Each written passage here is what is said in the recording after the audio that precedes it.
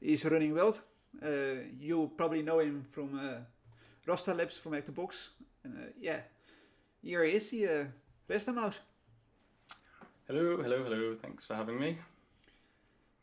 Thank you for giving me this opportunity. And yeah, let's dive to the first question. Did you went to college or did you just learn most of the things like YouTube or courses?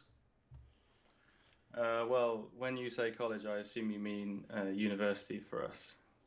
Yeah, Um, to which the answer is no, I didn't.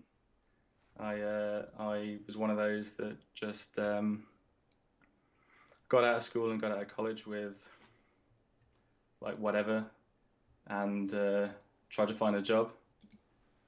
Yeah, I've got no real formal qualifications in anything computer related at all. so you just went straight to it. You just learned a lot doing work and Yeah, I mean, my sort of like infosec journey is a bit weird. Um, when I, let's see, it first really started when I used to work for the Foreign Office, the UK Foreign Office. And I worked there for about 8 years, doing various things, and it was only sort of like there that I got into information security. Wasn't interested in it at all really when I was a kid or when I was at school. It was something for me that happened a lot later on in life.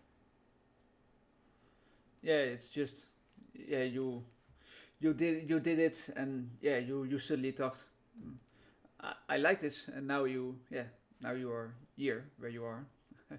Yeah, quite amazing really. It's quite an impressive and amazing story, I think, that you have been through. And I think many people would, of course, encourage you to keep going. And yeah, yeah, I hope so. your Rasta Labs is quite good. I didn't try it for now, but I'm planning to do it. Okay. I hear good stories of people, so yeah. Uh, yeah, did you also do some hacking when you was younger, or like playing with bugs or trying Doom, for example, walking to walls or that kind of stuff? No, no, not at all. I mean, when I was a kid, I wasn't really into computers. They were just. I mean, I can't really remember how old I was when we got our first computer. Maybe I was like a young teenager or just about to sort of like become a teenager. Um, we got our first family computer, and I really only used it to play like solitaire because that's all I really knew how to do. And then I started going on the internet just looking for like cheats and walkthroughs that I used to for like my PlayStation games. But I was never really into computers as I'm into computers. Um, they were always just a tool, and again that interest in them didn't come until later. So no, I definitely didn't do any like hacking around. So I think when I got into them a lot later on in my life, I was learning things that some people they already knew. Like I would discover this thing, and then someone was like, oh, I knew how to do that like when I was like in nappies or whatever, and I was like, all right, like You liked it, so you. yeah, yeah. So yeah, I was definitely a late comer to the computer boom, the computer revelation. Yeah, I think many of us started with as you say, cheating, Grand Theft Auto probably, how to spawn a tank on Google, and then yeah, you just you just put it. I think my first like glimpse, I guess, was when I used to play on because when computers were new, I think console gaming was a lot more of a thing than PC gaming. PCs didn't really have the power, so it was all like console. But I remember when I started to play PC games, I came across um, like programs that you can run that would like cheat in the game for you. So they would give you like infinite ammo, infinite health, and things like that. Like trainers, I think maybe they call them. But that was like my first little glimpse into kind of like what sort of like this thing could be about. And I think it was just the magic of how this program just magically was doing this thing that started to pique my interest into computers and programming and what they could do. Yeah, exactly. Yeah, it's always as a child like, oh whoa, we have a tank, but yeah, what's the logic behind the cheat? Well, how does it happen? And that's mostly the thing that you get inspired and think, I want to, I want to see what's below this game, and yeah, Yeah, and I think that a lot of people say that people who are good at cheating at computer games are some of the best hackers because they really have to circumvent all those anti-cheat engines and all of those things. Like people who cheat at games are actually really really talented, like scarily so. yeah, there are scary people out there who Yeah, really do scary things with games. yeah, absolutely. Well, let's go to the third question. You kindly answered already, but yeah, why did you exactly join the infosec field? Well, that was I kind of stumbled into it really when like I said, I was at the Foreign Office for about 8 years. And I moved around a lot. Um, Within that, I moved to lots of different excuse me, lots of different departments, did lots of different things, and eventually I landed in this role that was a little bit security oriented, not too much, but a little bit, and then it kind of just went from there. And it took me a long time to like find what I was interested in, like what do I actually want to do as a career. It took me a long time to find that, and it wasn't really until my last maybe 2 or 3 years at the Foreign Office that I really decided that the infosec thing was the way I wanted to go. So um, we started building a cloud platform for government. So like the UK government has arms such as Home Office or like Visa for UK or whatever, and they wanted to have websites, they wanted to have online services to consume like Office 365, but back then nobody was really sure about how secure this thing called the cloud was. Yeah, It was still quite new, so we started building a platform to sell to government, because we could sell it as a secure platform to do the things that they wanted to do. And I got a role doing security architecture. So I started working in the what's it called, like the chief technology office or something like that, learning how to design these systems from an infrastructure perspective, which was obviously quite heavy with firewalls and things like that.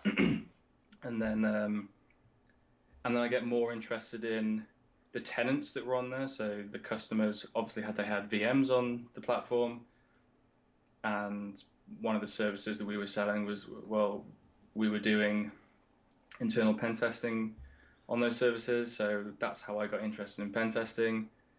So I did more of that. I went and I did my OSCP. That's why I did that. And then I eventually left the Foreign Office and I went in the private sector, and I started working for a finance company, and that I started to get more into more away from like what sort of like pen testing is, and more into what red teaming was and adversary simulation and things like that. And it just kind of and that's kind of like my career path, if you like. yeah, sounds like you have quite of experience.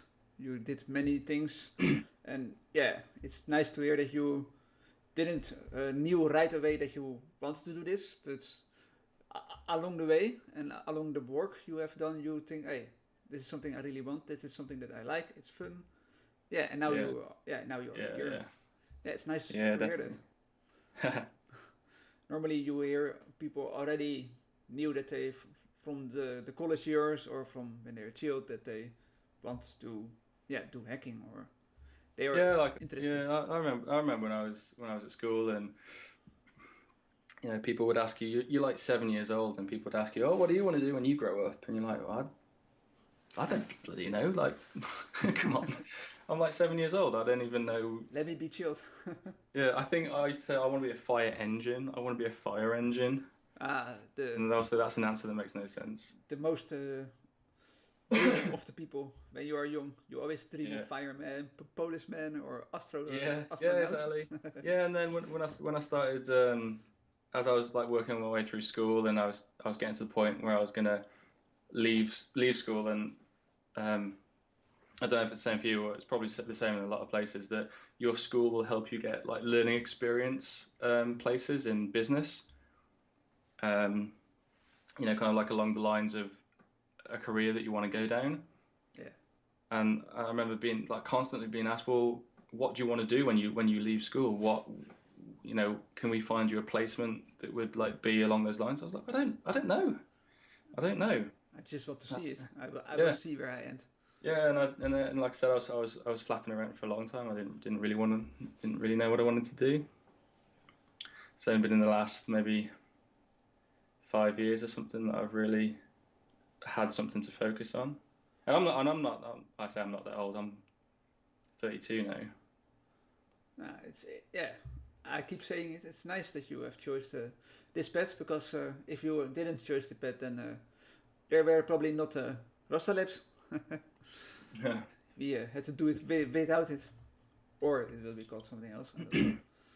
So yeah, if you follow up with the next question, yeah, how did you end up with making Rasta Labs, and how come you created it for Hack the Box? How did you come in touch with them? Um, well, yeah, Rastlabs was never actually created for Hack the Box, and this is another really funny story. And the Oh, Rastlabs story is actually so pivotal in where I am now in a career. So, um, I say when I was getting into like pen testing and then certainly later on like the red teaming, one of the things that I would do was to build, my own labs to kind of like learn and practice in, which a lot of people do. yeah. And I slowly started to realize as I was learning like more and more things, and my lab was getting bigger and bigger.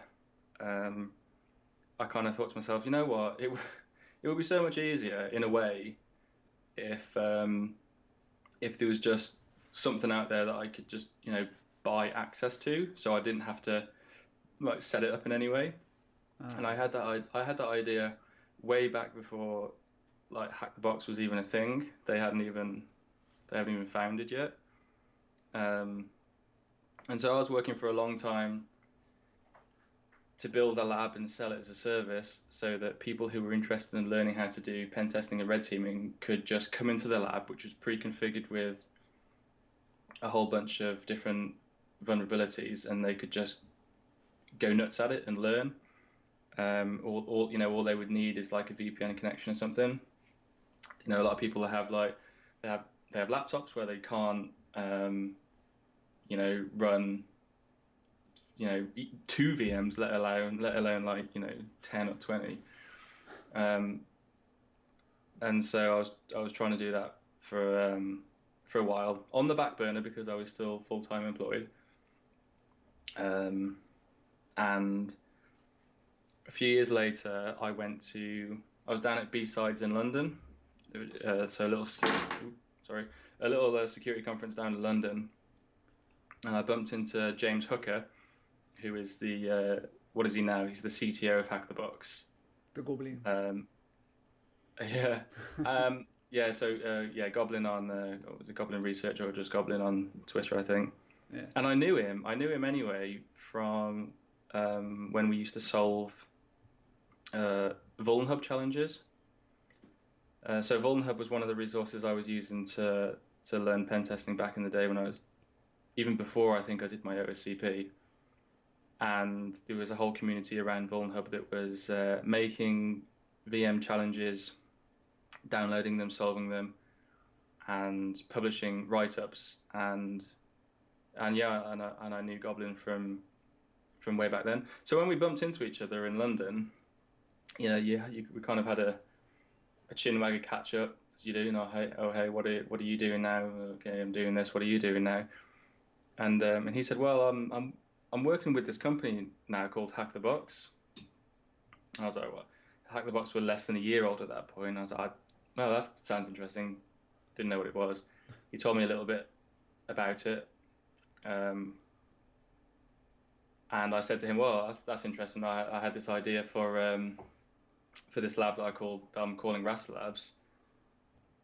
And he was like, okay, and that's interesting. Good luck with it. And then we separate and parted ways.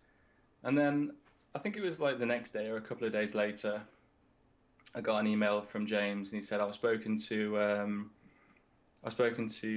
Harris, who's he's the owner of Hack the Box. Ah. And he said, I spoke to him about your lab, and would you be interested in some sort of partnership? Because obviously I told him that I was struggling to get it into market. I didn't really know where to be hosting it and stuff like that. I mean, it was running on a server in my loft. And I was like, yeah, okay. It's a bit of a no-brainer. So we came up with some sort of deal where I designed the Rastamouse, which is on Hack the Box now. And it was all sort of like provided through their platform, and we split the profits. That's how Rastalabs came to be on Hack the Box. That chance meeting in London, I can't, and I used the income from Rastalabs. I was still working full time whilst Rastalabs was being built and run, and Rastalabs was running for maybe 1 or even 2 years whilst I was still full time employed.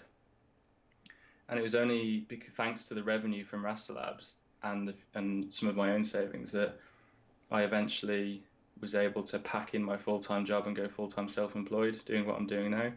And it's all thanks to Rastalabs, and it's all thanks to that chance meeting in London. It's unbelievable. Yeah, it's indeed a funny story what you said, and it's really nice that you meted Goblin or James, and that he gave you the opportunity to host your lab on Hack the Box, and that it helped you to be the person that you are now with your own company, as I just heard, and life can be really sometimes a coincidence of lucky things. Yeah, absolutely. Yeah, I think that's a theme through pretty much my whole life. But I think that's the secret, really, is to just go out and meet people. Try it. Go out and try and grab the opportunities when they arise, because you never know what's going to come of them. Yeah, exactly. Yeah, I also had a question and answer session with someone else, and he was working in the SOC, and then someone from Sense is standing beside him, watching with him. He didn't know the person, and 1 day later he just got an email from the person that he is allowed to do a Sense course paid by Sense. So wow, things can really be lucky, and but it's nice that you are doing good. And what kind of company do you have right now? You were talking about your own company, but what are you doing? So my company is called 0 Point Security, and we are basically a training provider now. So basically just building on the idea of what Rastalabs was. Rastalabs was just a lab where you could come in and basically self-learn. So you'd buy access to the lab, and you'd just have to solve it yourself based on doing your own research and whatever.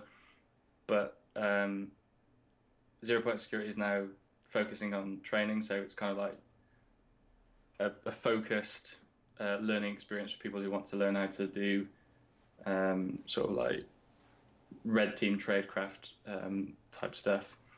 So the one course I think only really started in January this year on that full time, and we've got course that I call Red Team Ops, which has been quite popular so far. I think And that's aimed at more beginners who are interested in getting into more sort of like red teamy stuff. yeah, I think I didn't check it yet, but yeah, I definitely will check it out, the new course, and it sounds really good. And is it also like OCP where you get videos and material and you finally get an exam with 24 hours, or what kind of approach do you use in your course? Yeah, it's more similar to OCP because I find that model more scalable and therefore more kind of like it's cheaper to operate and it's more affordable, so you can offer it at a pretty good price. And now, when I first started, I was looking at a lot of people and a lot of companies, they go and teach at security conferences, so they'll go to places like, well, Black Hat is an obvious one. Others like BrewCon, and there are loads. And I thought to myself, well, that's a lot of travel because it's face-to-face training, and I did my fair share of travel in the Foreign Office. I can tell you, I don't want to travel anymore. I can't stand the sight of planes or hotels. Definitely now with the COVID.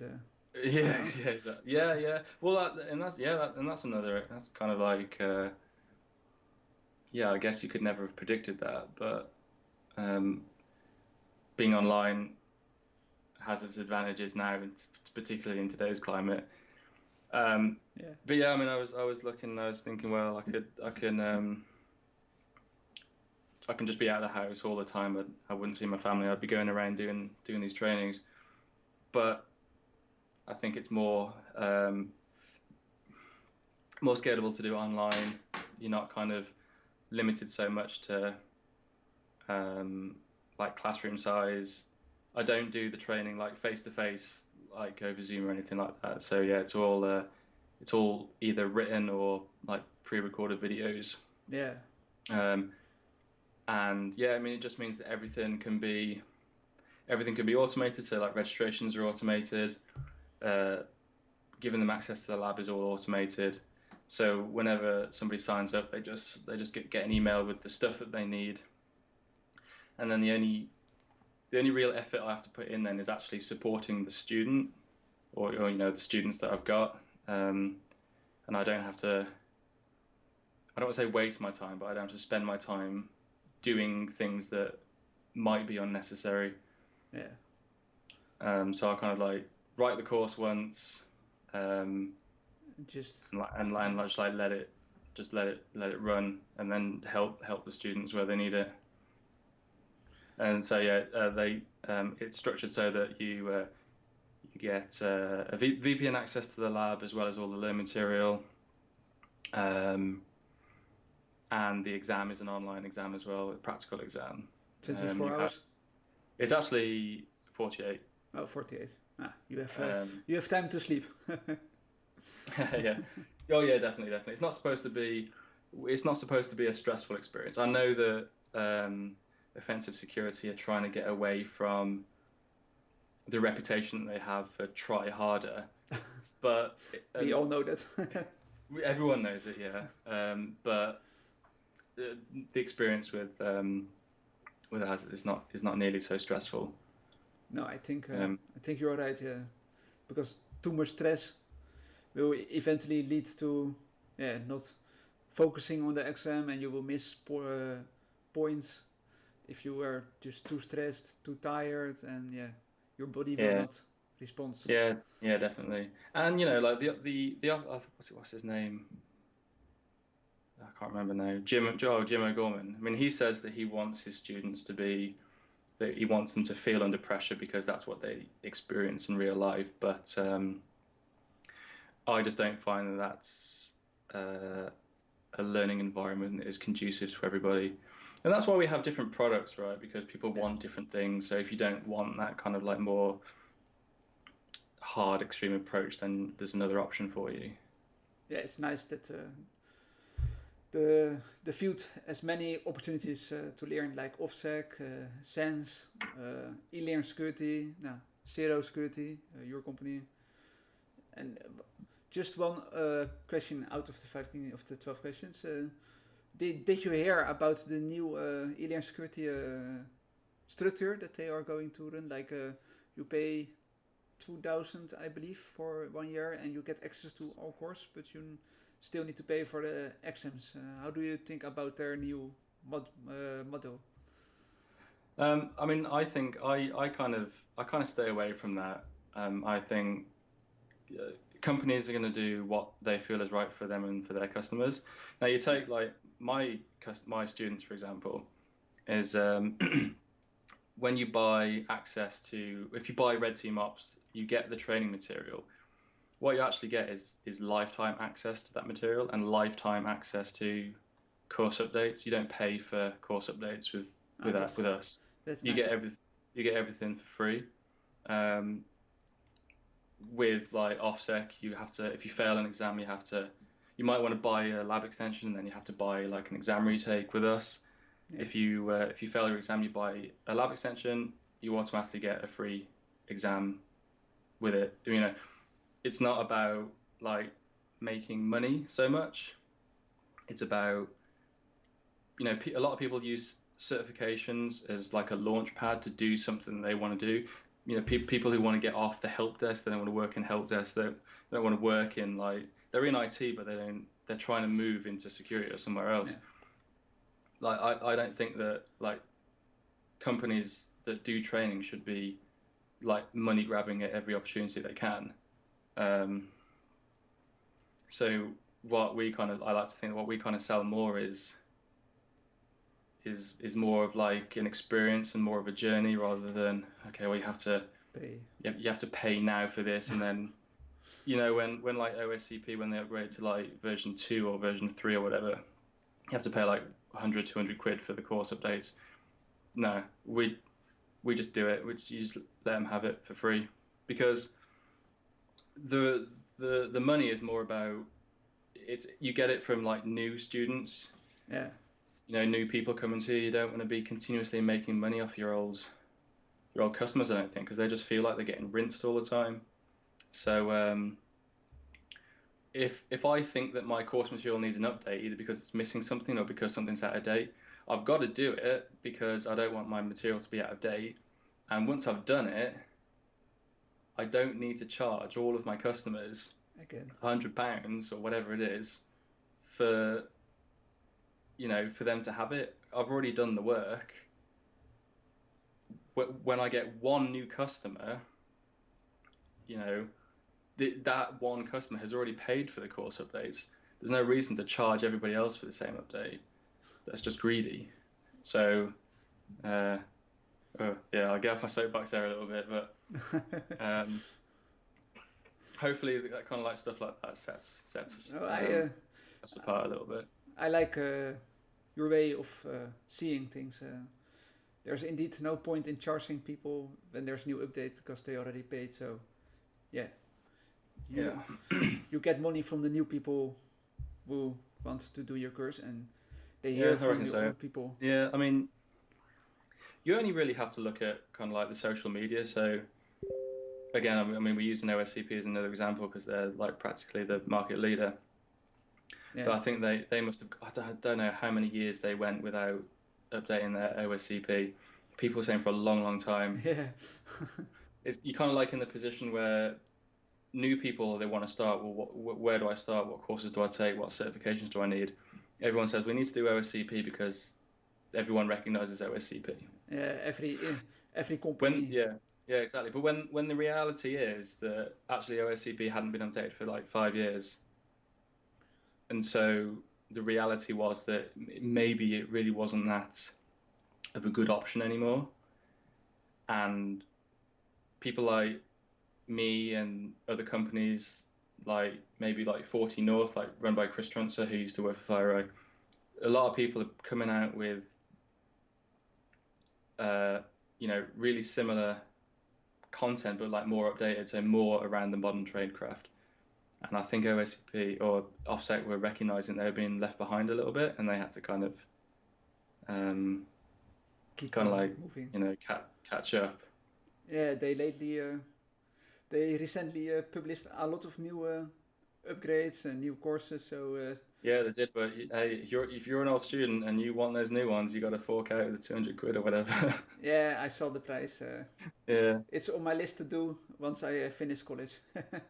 But for now, yeah. I mean, so like when I started, I was just like, I just want to, I want to just offer something different for people. I it's nice. think I think there was I think there was a gap there. I think they've closed it. They've closed that gap now with their new course release and that the new 3 courses that they're doing. And eLearn they revamped their like pen test extreme to like version 2 or whatever. So I think a lot of the companies out there are starting to release updates in response to some of the newer stuff that some of us are putting out, which has been really interesting.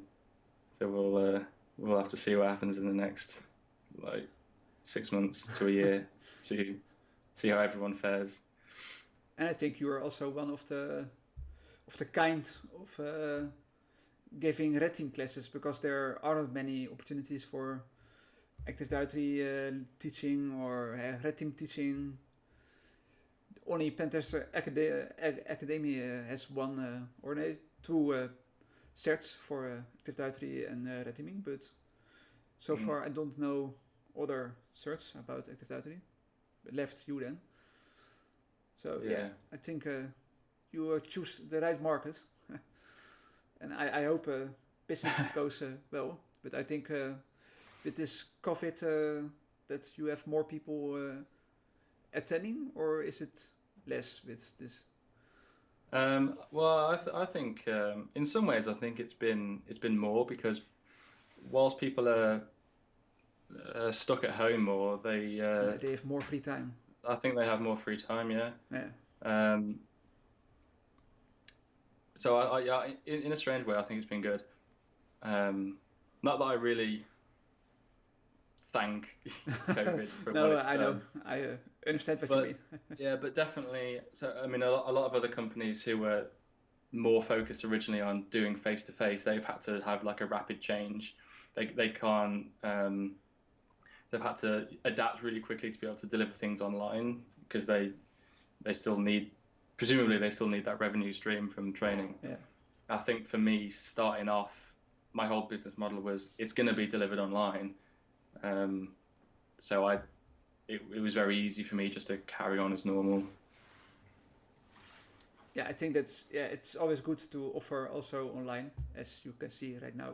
It's, yeah, it's handy to offer it offline, so people can just watch when they have time, when they can, and are not restricted to an exact time, date, location. They just can do where they want it and when they want it. Mm, yeah, I mean we don't probably not going to harp on about this anymore, but one of the things that we don't do is impose like really daft like time restrictions on anything. So I don't actually know if any of the other courses do this, but I mean, some courses say that if you do a course, you have to take the exam within a certain amount of time of Yeah, yeah. finishing the course.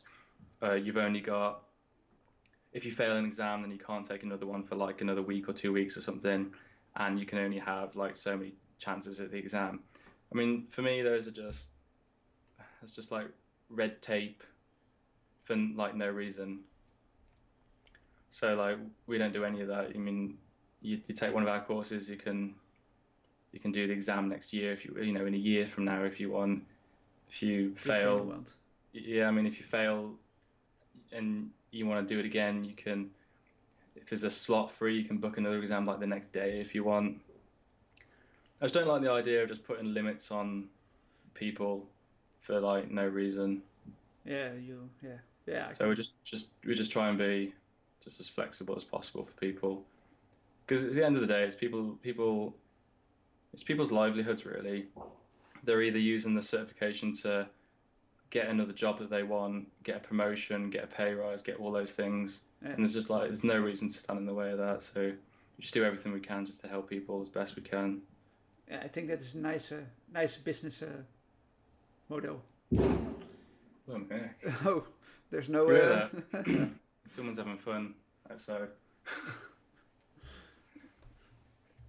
Okay, let's go back to the question list. We left at the Resta Labs and then we made a huge turn around. But what I'm wondering, like, if someone wants to build a lab like you did with the Rasta Labs, yeah, how do they approach something, and yeah, where do they even start with thinking about making a big lab like that? Like what? Yeah, it contains multiple machines, and you need to connect those machines to each other. Yeah, Yeah. how do you do that? Well, that's well, I think the way I started was because I was just reading I was just reading blogs from people who are writing up how to attack certain elements of Active Directory. So I think maybe like the first time I was learning about how to do like curd roasting, for example. The old curb roasting. Yeah. Also, well, I mean, everyone starts somewhere. Yeah, Um, that's true. so yeah, I was reading. Okay, what's this thing called curd roasting? How does it work? And what are all the pieces, right?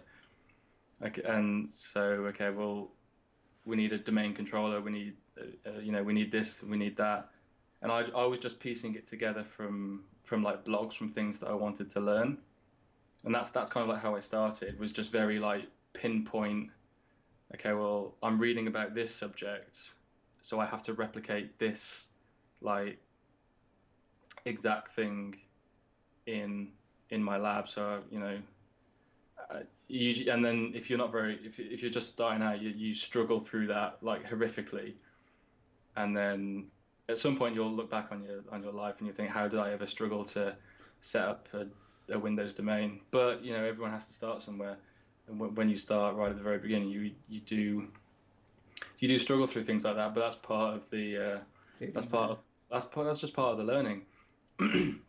So that's what I was doing to start, was just replicating very specific things that I was reading, and then as I was doing pen testing and things like that for my job, you would just naturally come across lots of different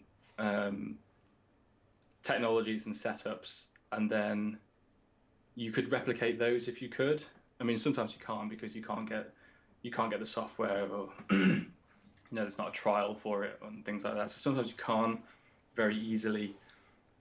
But I mean, that's what I would do, is to replicate things that I was seeing on in real life, and then kind of like from there, I would then try and come up with like maybe my own challenges. I mean, one of the things I would do is if I saw something on a sorry, I got a terrible cough. If I saw something on a pen test, I would then go and try and replicate it later on in the lab, either because I wanted to like practice the scenario. Maybe I couldn't like compromise it like in real life, so I have to replicate it to set it up to see if it's like possible or whatever. Yeah, to practice. Yeah, and also sometimes you would like get through it in real life, on your engagement. You would get where you needed to go, but there would be like that feeling that I'm sure there was an easier way to do that. And so if you replicate it in your lab, you would then just have a place to practice and streamline what it was that you did. And then quite often that will lead to the development of like new tools as well. So you came across this situation, you had to exploit something in a certain way, very manually. It was very ugly. And maybe I could write a tool to automate it or something like that. And then later on, as you get even more experience, you can start creating like your own scenarios, I guess. Maybe combining different ideas of things that you've seen and combining them into a bigger kind of like weirder challenge. And that's kind of like the progression that I certainly went through, was just read blog, replicate what was in blog, do pen test, replicate what was in pen test, and then based on those experiences was to start like branching out with my own ideas. But that, for me, that's been, That helped you a lot. yeah, and that's been a journey over the last like 8 years or something since I've been doing InfoSec. I really like that idea of building your own labs after you did an pen test at some company. But how how are you managing the time to build a lab and you're currently full-time own business company, or back then Well, I the mean, job? yeah. Well, I mean, it's easy now. It's easy for me now because I'm self-employed. I can pretty much Yeah, spend time doing whatever I want. Back back in the day, um, before I was doing like pen testing as um, like my job, I was doing all the lab stuff just in my own free time. My own free time, and in the evenings and weekends, that was the only that was the only time I could really spend on it.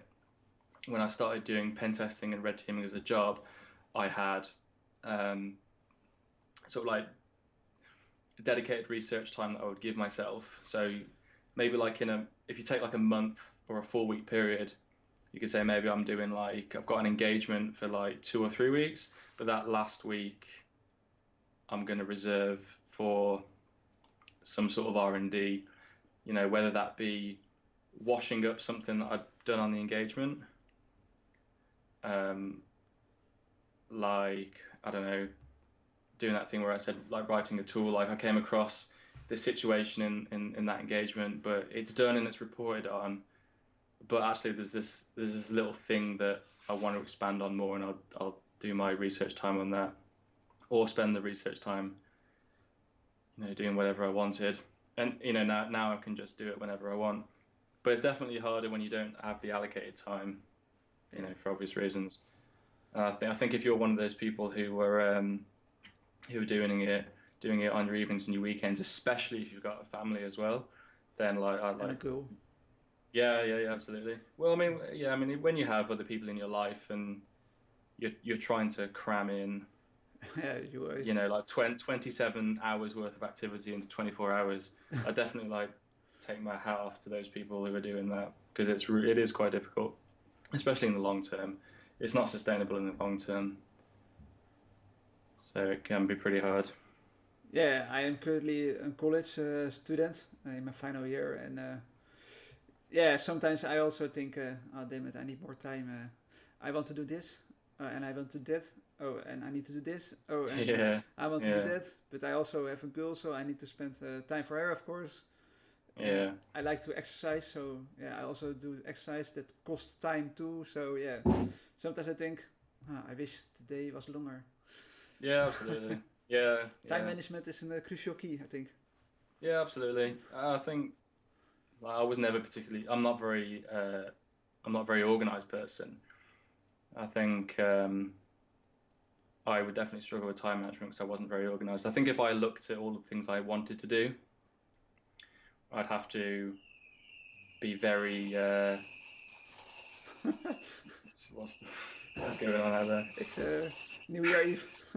Yeah, I Too mean, early. I'd have to be, I'd have to be very brutal to cut out the things I want to do versus the things I need to do. So I mean, and you don't always get the balance right. You're going to get it wrong, Yeah, but that's just life. but you have now your company, and you have finally some more time to put in your things you want to do. So I think you're doing good right now. Time. So let's go to the follow question. Yeah, I already asked it. How do you manage your time? But yeah, you just answered that. Do you have any future plans? Like, are you going to make another lab for Active Books, or yeah, what are your plans in the future? Or are you going to put much more courses on your own company? Yeah, well, one of the reasons I gave up Rastlabs, which I haven't actually mentioned yet, but I don't own Rastlabs anymore. That's a recent development. So Hack the Box now manage Rastlabs full time. I don't maintain it anymore, and the reason why I gave it up is because I did want to focus on other things. So building another lab for Hack the Box is not something that's on my radar at the moment, because I want to focus more on like my company and my business. So Yeah. a company at the moment, I only offer one training course. Obviously, I want to expand that out. I want to build on the success that we've had so far and offer additional courses. There's definitely a natural progression off the course that I've got at the moment because my course is very much focused for more around sort of like beginners, bringing beginners up to like a more of an intermediate level. So there's a natural progression off that to Yeah. do like more advanced things. So I definitely want to be focusing on yeah more courses around my company. Um, I'm also spending quite a bit of time building. I think someone's actually mentioned it in your chat. Yeah, I saw Sharp it. C2. So that's a command and control framework that I've been working on for a long time, um, and I like to get that in a place where it actually, works nicely, um, and then probably integrate it into the training course as well in some way. But those are kind of my Future plans. yeah, like they're more. I don't want to say short term, but they're more sort of like medium to long term-ish. I Your don't, I don't, I don't really know how you categorize long term, your but your those, that, New Year's wishes. hey, Your New Year wishes. oh The wishes for yeah. 2021. Yeah, no, nothing's gonna happen this side of the new year. So next year is going to probably, going to be focused on bringing another course, and hopefully finishing the framework. Those are the two big things, I think. Yeah, it's a good. Like business wise, like personally wise, we're building an extension, so I'd like that finished. That would be nice. Yeah, you have at least a list with things to do for next year. Yeah, If that's true. if the I won't. situation will not be better with COVID, I hope it will be better. But if it's not better, then yeah, you can work on that more. Yeah, I hope it doesn't get much worse. Luckily, Yeah, I hope uh, not. luckily the builders haven't had to start work, so that's something. Yeah, we InfoSec people can at least continue our work. Some people are not that lucky, sadly. Yeah, definitely. Yeah. Are there things in the past that you regret that if you could, you want to redo that? Well, that's a tricky one because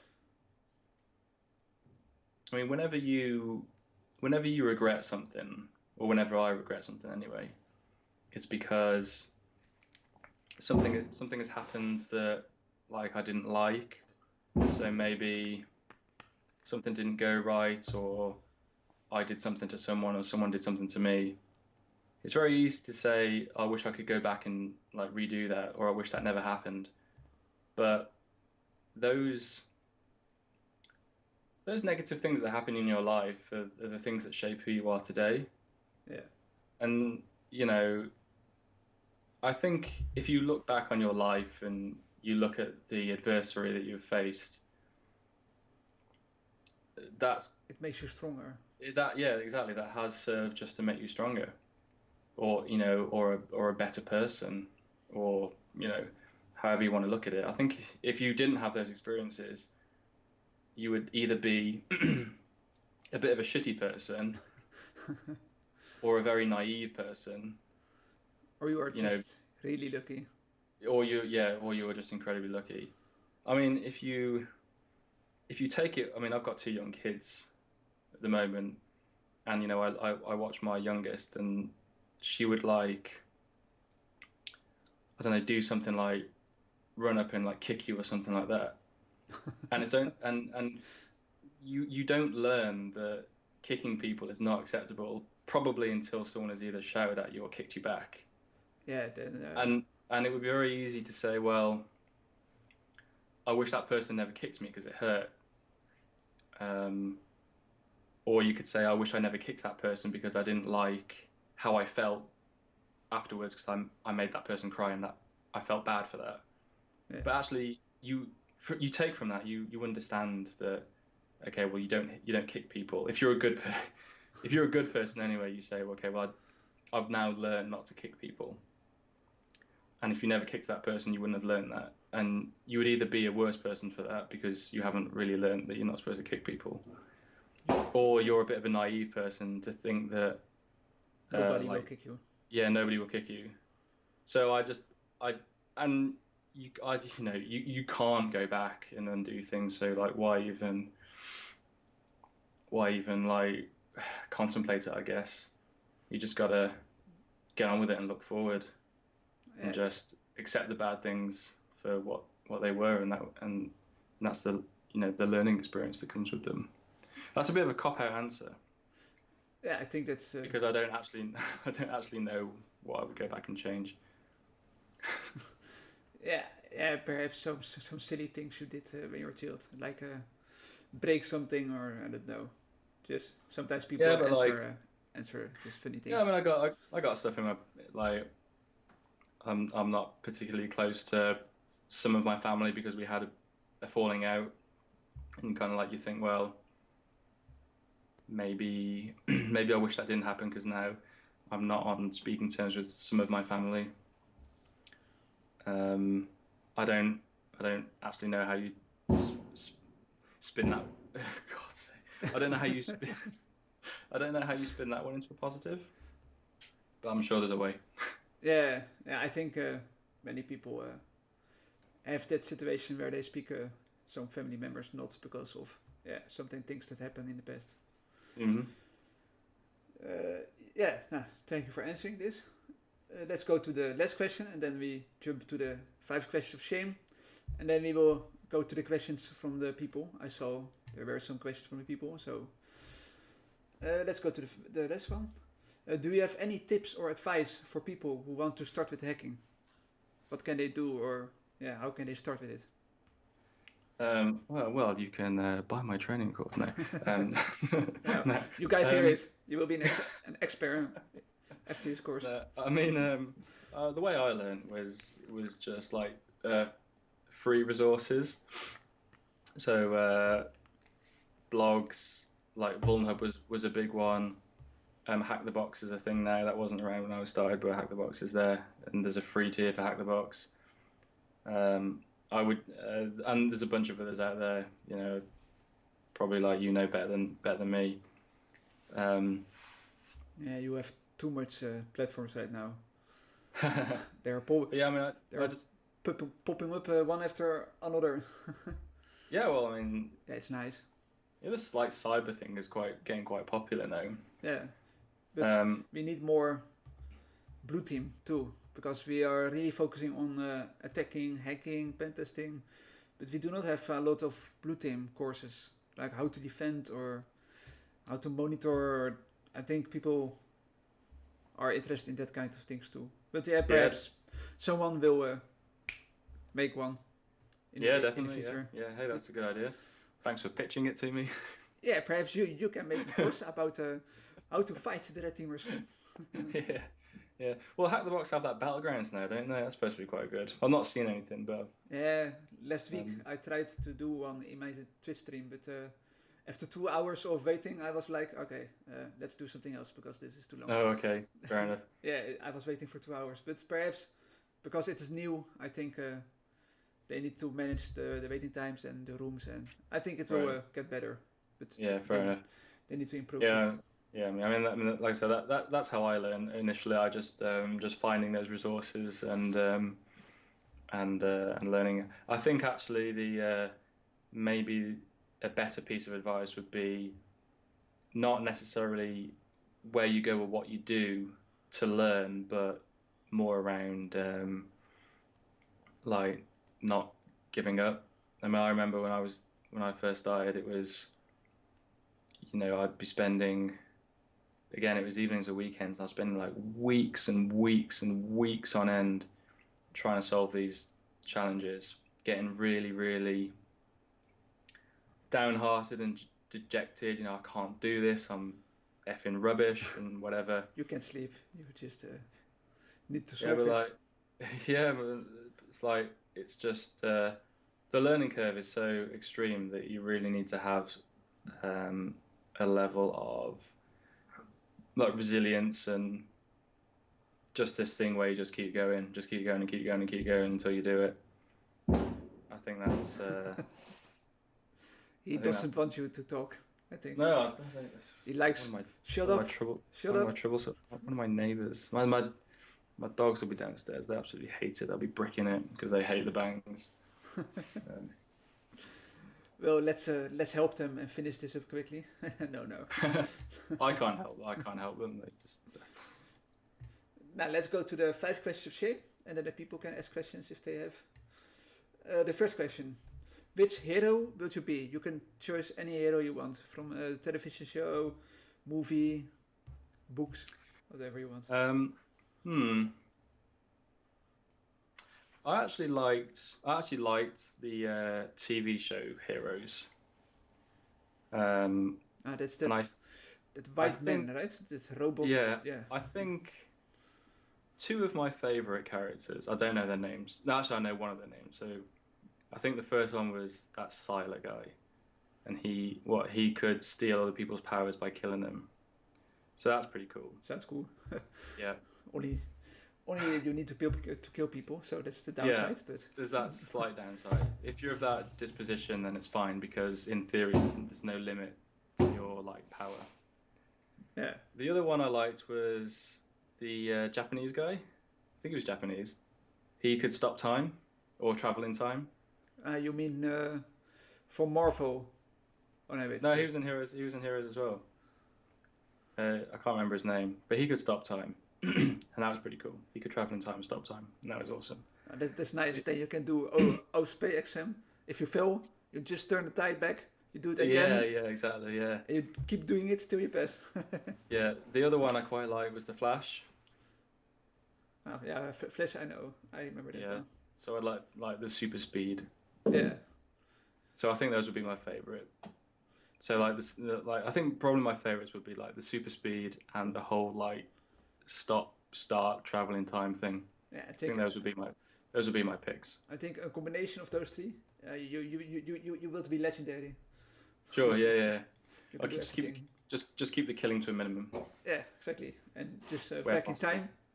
So he's alive and you have his power. Next question. If you can choose 2 parents, which the 2 parents would you choose? You can choose celebrities, movie stars again, or whatever you want. Wow. 2 parents.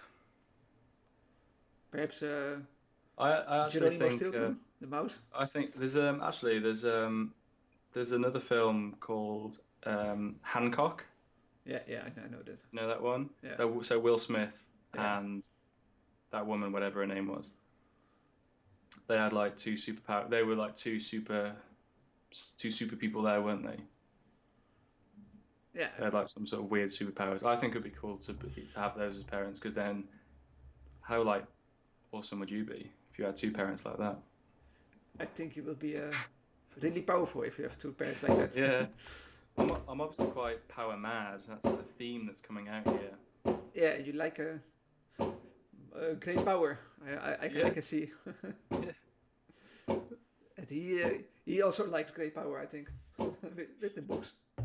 He sounds like he's right next door as well. He's playing Bomberman. The next question. What will be your weapon of choice? You can choose any weapon. What will be your weapon of choice? Well, I'm quite a Star Wars fan actually, so I would like, and I kind of like, like samurais and stuff. They've got like the really cool samurai swords. I think I'd be more of a sword person. So I think like a lightsaber. Because I'm a big Star Wars fan, I think a lightsaber would be my ideal weapon of choice. I think many people in the InfoSec field will choose the same weapon. I think it's a great weapon. Yeah. You only need to practice really much, really lot. Yeah, without cutting your arm off or something. Yeah. Oh, that will be painful. The next question: in a game of scissors, paper, and rock, what will be your first choice?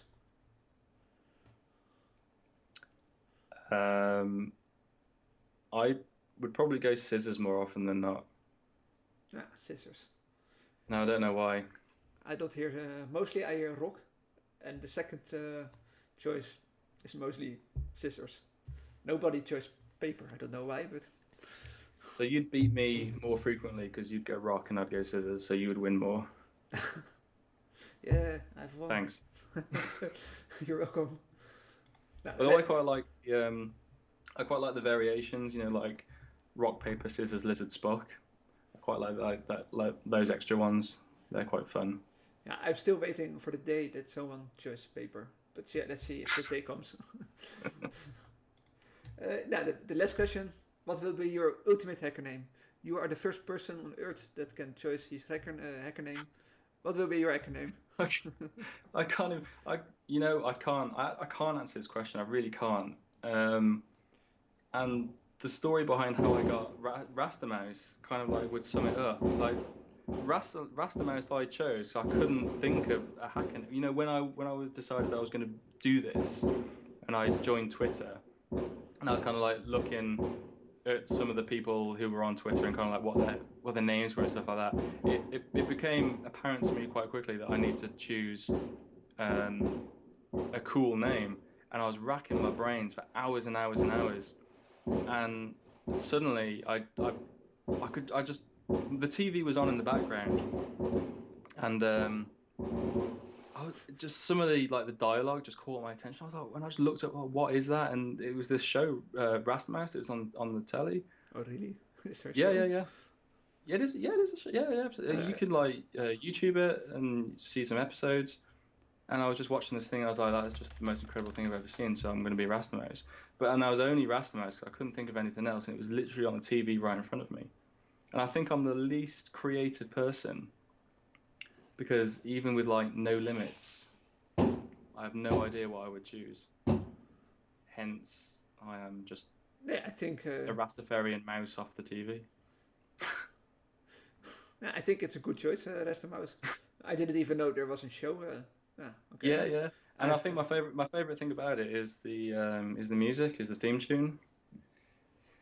So if you or any of your viewers who have not seen Rastamouse is to get on YouTube and check out an episode or two.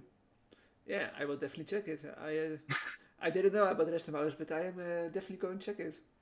Yeah, and like people they think that I must be like Jamaican or a Rastafarian or something like that, and then when they see me, they're just like, "You're just a white guy." I'm like, yeah, I'm sorry, I do apologize. I am just, yeah. Yeah, I'm sorry for letting you down. We are missing your big joint and your Yeah. African hat. And, Yeah. Yeah. No, that was the 5 questions of shame. So thank you for answering them. Let's see if the people have some questions going to the top. There's the first question. Can you provide some comparison between some command and control frameworks like Covenant, Porsche C2, Faction, etc.? Yeah. So I've not used Faction, so I can't speak intelligently for it. But what you find with those frameworks in particular is that they target a particular way of operating. So the first C2 framework that I became really familiar with was Empire, PowerShell Empire. Ah, yeah, Empire. Yeah, and that was created specifically to demonstrate the attack surface that PowerShell provided. And so they decided to write a whole, command and control framework around PowerShell. And Posh C2 again is written around PowerShell. So that was really to demonstrate what PowerShell could do, what it was capable of, and way back in the day when those things were the most popular, there were no optics really from a defensive perspective inside PowerShell, so it really gave attackers a free ride. Like before AMSI was a thing, you could just bypass antivirus just by using PowerShell because the AV couldn't touch it. Yeah, Empire was really amazing. Yeah, and that's where those frameworks came from.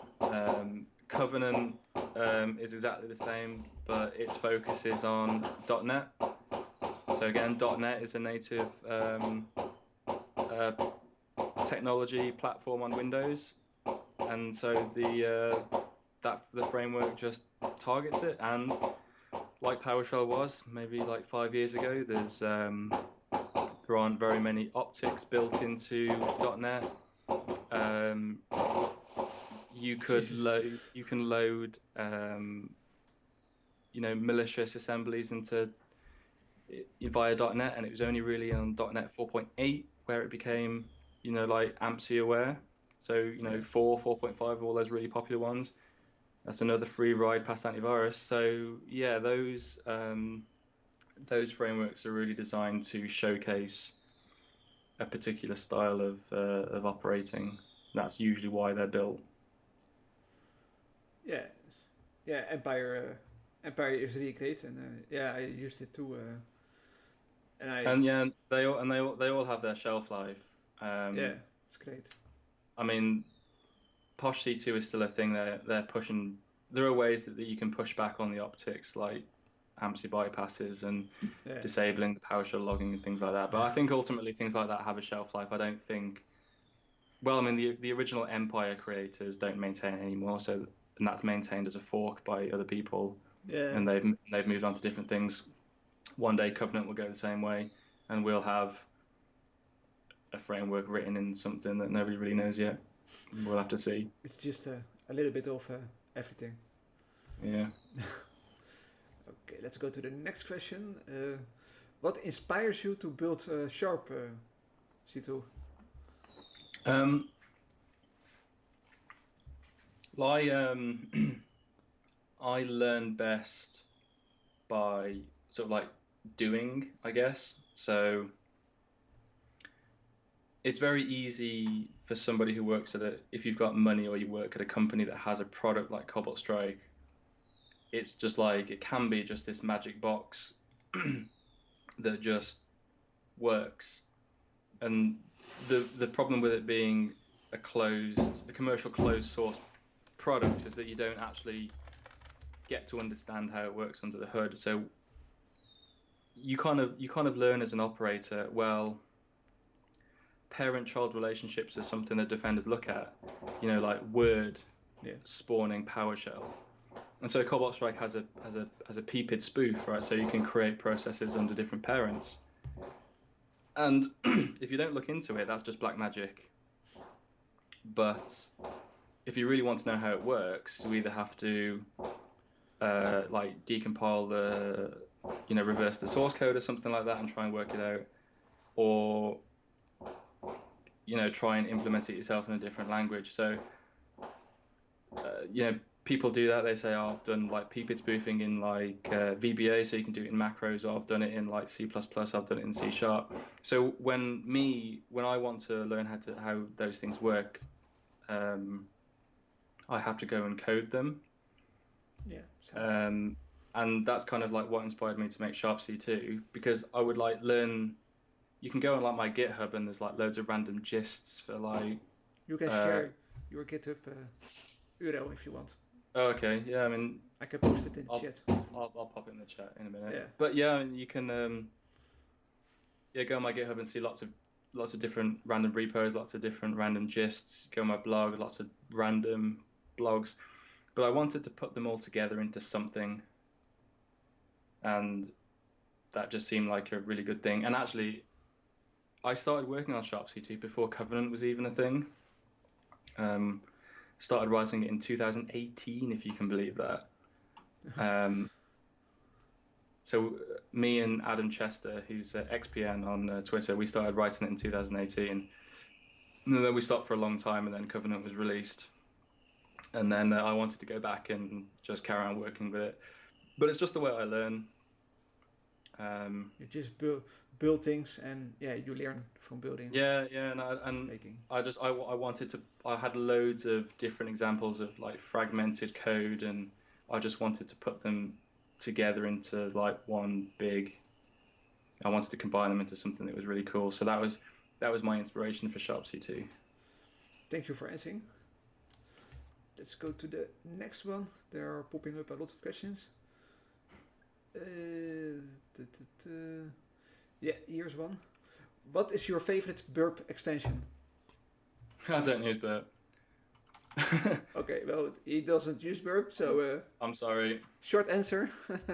Not because I don't think it's a good tool. It's just not the kind of work I do. And even when I was doing pen testing, web was one of the things I hated the most. So I never really got into it that much. I take many So I'm people. afraid I'm not really a burp aficionado. Yeah, I think that's not a problem, as we all specialize in what we want, what we the pets you are curious to follow. Yeah, I think someone is celebrating his birthday or something with all that firework. It sounds like New Year's Eve. I'm just trying to figure out if I can get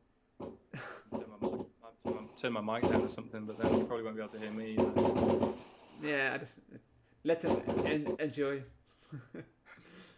The next question.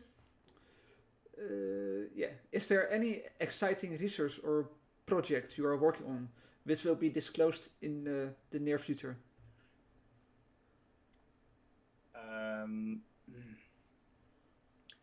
Not really. I mean, I alluded to the fact that I was going to start making a different course.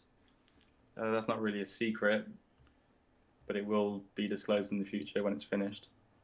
And like Sharpsy 2 is really the only other project.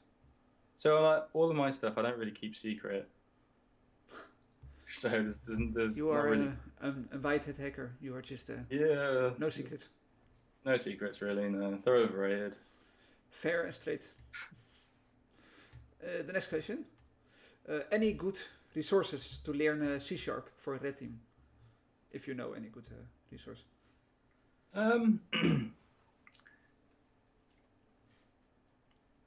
That's a tricky one. The only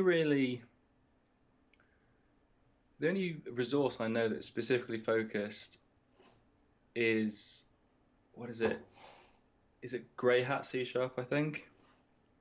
By like Brandon Perry, I think his name is.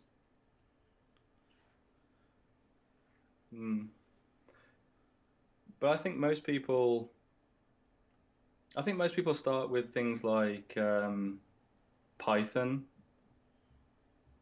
And I think back for when I was learning like programming stuff, I started learning Python.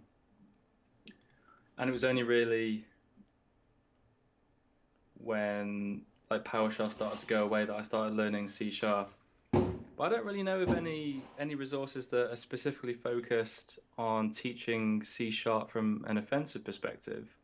Yeah, I know you have Pentester Academy as some course about, and you also have Code Academy, or how you say it, Code Academy as a C course, but all of my C# I actually get from just like pinvoke, pinvoke.net, because actually the vast majority of offensive C# actually just uses pinvoke to access native code.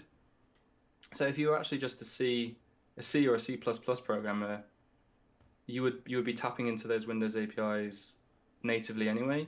Well, actually, a lot of people who write C# actually just use pinvoke to access stuff that you can do from C++, which is very strange.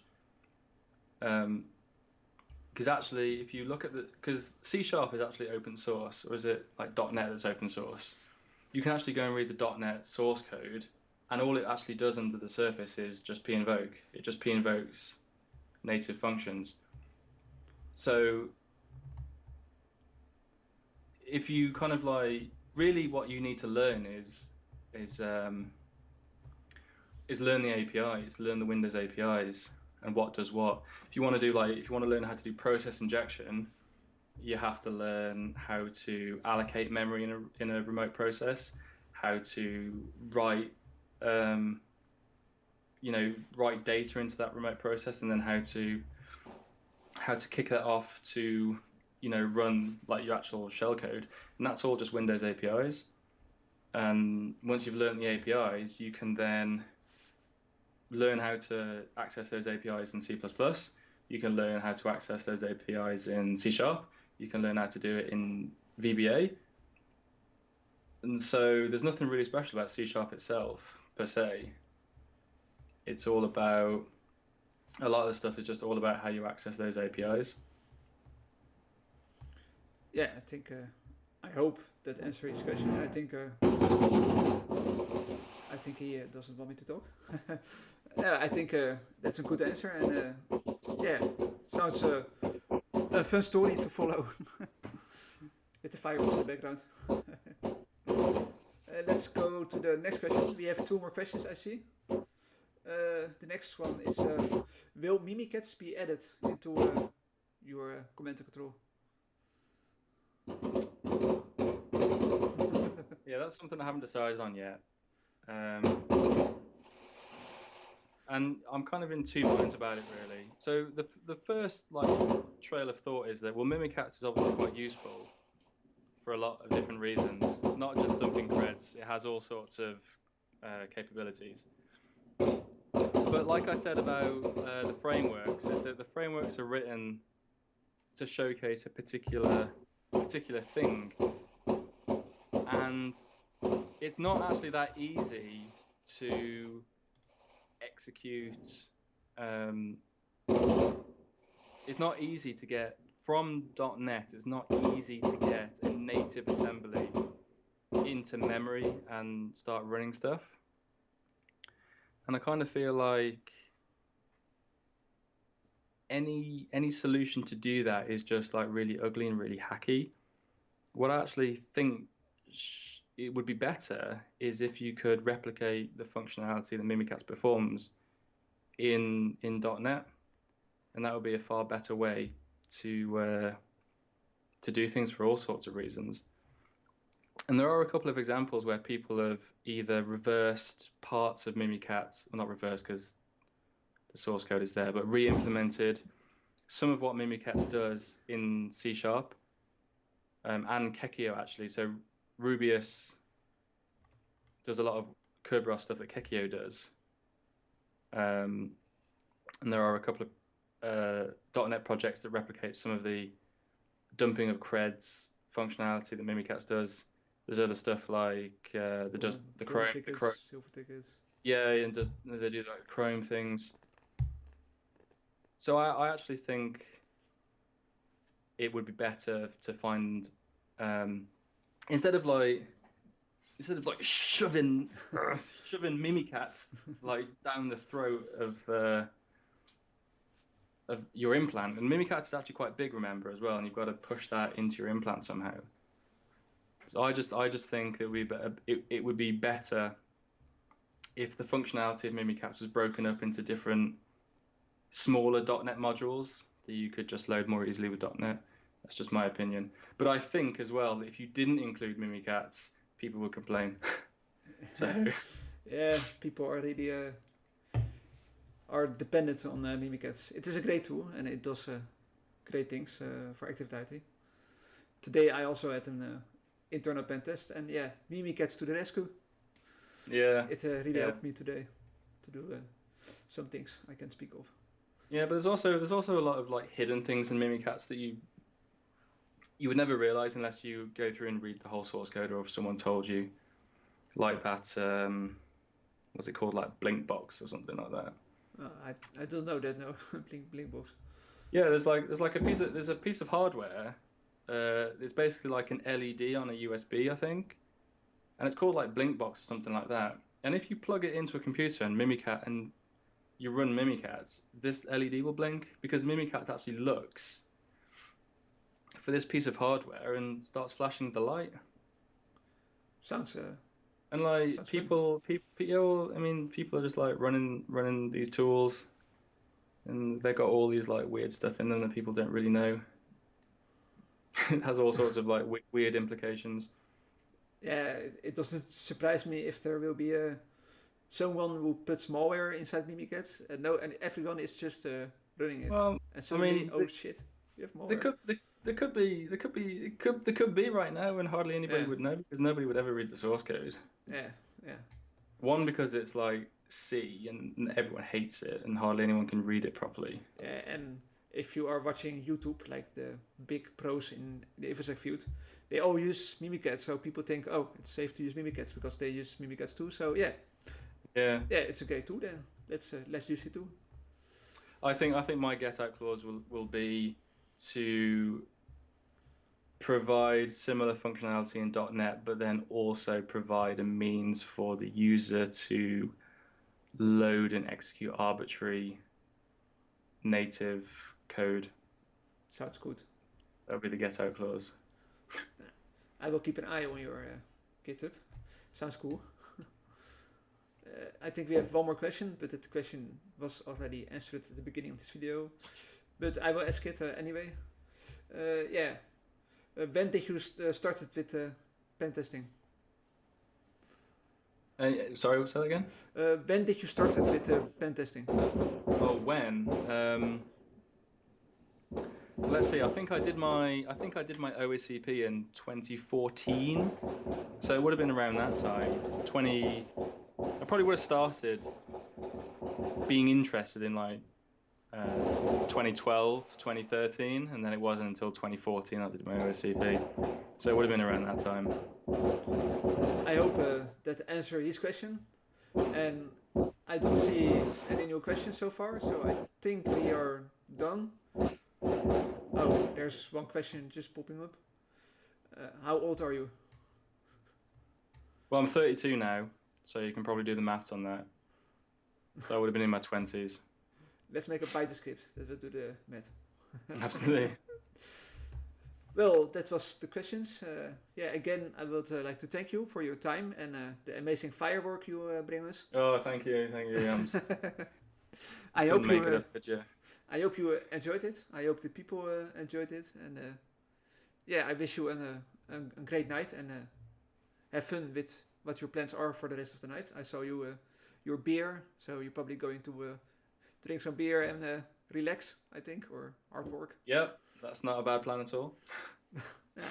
Then enjoy your relaxing plans and enjoy your beer.